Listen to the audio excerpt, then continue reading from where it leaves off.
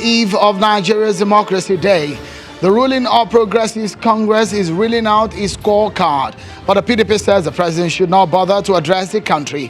What are their reasons?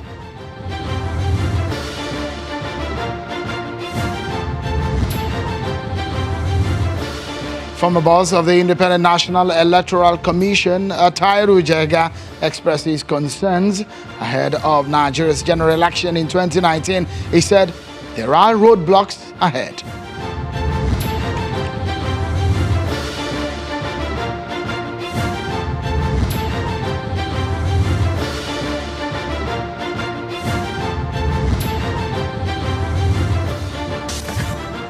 Many thanks for joining in, everyone. This is Politics Today, live on Channels Television. I'm Sean Akimbaloya, Channels Television Global Headquarters in Lagos. It is 263 days to the general elections, and there are stories springing up from left, right, and center.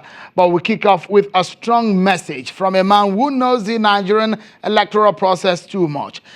Well, it's the former Independent National Electoral Commission chairman, Professor Jega. He says that the recent violence witnessed during party congresses in the country portends danger ahead of the 2019 general elections.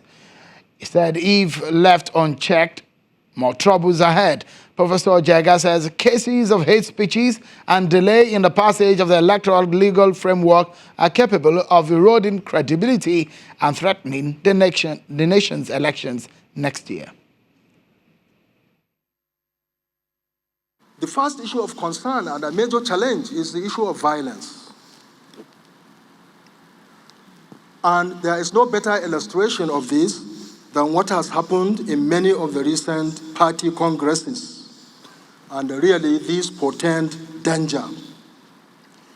If political parties cannot organize their internal elections peacefully, how can they engage with other parties with civility in the general elections? So it's very, very important we improve our systemic mechanisms of addressing violence and conflicts related to election, and in particular in improving the scope of internal democracy within political parties. We may be running out of time, but we must try harder and do everything possible within the time available to us before the next general election. Many of the chief executives that I have spoken with, and I know only a few, have terrible stories to tell, particularly about the issue of bribe giving and bribe taking when members of the National Assembly pursue so-called committee work and oversight responsibilities. This is well known. Everybody knows it. It's being said, but nothing seems to be done about it. Very strong positions there from the former boss of INEC, Professor Jega.